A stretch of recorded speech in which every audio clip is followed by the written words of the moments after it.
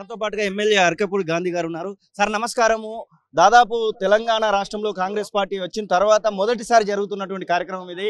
కేసీఆర్ గారు ఏం మాట్లాడతారనే దానిపైన ఒక మాత్రం కనబడతా ఉంది. కేఆర్ఎంబీ విషయంలో ఇప్పటికే అసెంబ్లీలో ఒక తీర్మానం చేయడం జరిగింది.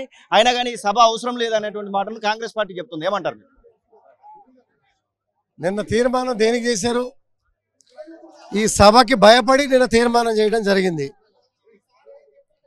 మనిషి జన్మ ఎత్తి ఒక రైతు కుటుంబంలో పుట్టి ప్రతి రైతుకి 2014 నాటు ఎంత పంటలు పండించాం, 2023 నాటికి ఎన్ని పంటలు పండించామనే మినిమం అవగాహన చేస్తే 50 సంవత్సరాల పాలన ఏమిటి, 10 సంవత్సరాల పాలన ఏంటనేది ప్రతి మనిషికి అర్థమవుతుంది.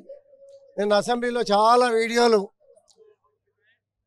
ఫేక్ వీడియోలు, వాస్తవాలు జీవో రూపంలో, మినిట్స్ రూపంలో సభకి కళ్ళకి కట్టినట్టు చూపిస్తే కళ్ళు లేని కబోదుల్లాగా వ్యవహరించినటువంటి తీరు ప్రజలు గమనిస్తూ ఉన్నారు. గెలుపు ఓటములు సహజం.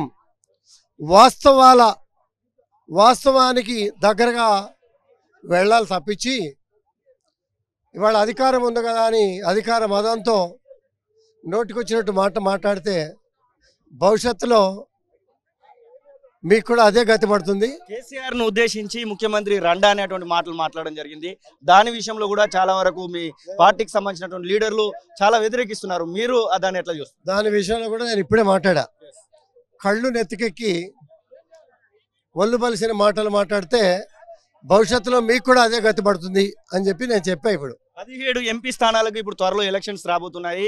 ఎట్లా ఉండబోతుంది అనుకుంటారు? ముఖ్యంగా సికింద్రాబాదు, ఇట్లా మల్కాజ్గిరి నియోజకవర్గాలు కానివ్వండి, మెదక్ నియోజకవర్గం కానివ్వండి, ఎట్లా ఉండబోతుంది చేవెళ్లతో సహా?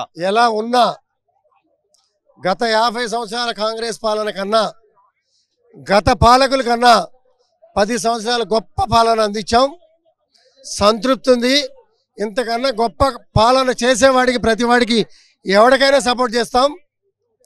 కప్పగంతులేసి అసాంఘిక కార్యక్రమాలు కావచ్చు, లేకపోతే ప్రజా వ్యతిరేక శక్తులు కావచ్చు, తరిమి కొడతాం తప్పించి ఎక్కడ వెనకబడిగేసే ప్రసక్తే లేదు. Thank you sir. ఇది అరకపూడి గాంధీ శేర్లింగంపల్లి ఎమ్మెల్యే చెప్తున్నటువంటి మాటలు. ఇక్కడికి భారీగా ఇప్పుడిప్పుడే వస్తున్నటువంటి బీఆర్ఎస్ పార్టీ కార్యకర్తలను కూడా మనం చూడొచ్చు. భారీగా లీడర్లు పూర్తి స్థాయిలో కేసీఆర్ పదవి కోల్పోయిన తర్వాత పెడుతున్నటువంటి మొదటి కార్యక్రమం కావడంతో భారీగా ఇటువైపుగా మాత్రము లీడర్లు అలాగే కార్యకర్తలు కూడా వస్తున్నటువంటి దృశ్యాలను అయితే మనం చూస్తున్నాం. దాదాపుగా వస్తున్నటువంటి వాళ్ళందరూ కూడా అంటే ఏం మాట్లాడతారు కేసీఆర్ అనే దానిపైన మనతో పాటుగా వివేకానంద గారు ఉన్నారు. సార్ నమస్కారం. కేసీఆర్ మొదటి మీటింగ్ గా చూడొచ్చు పదవి కోల్పోయిన తర్వాత. ఎలా ఉండబోతుంది అనుకుంటున్నారు? ఈ సభను చూస్తూ ఉంటే ఏమనిపిస్తుంది? ప్రజలు జనాలు చూస్తూ ఉంటే స్పందన తెలుస్తూ ఉంది కదా. కేసీఆర్ గారి నాయకత్వమే తెలంగాణ ప్రజలు కోరుకుంటున్నారు.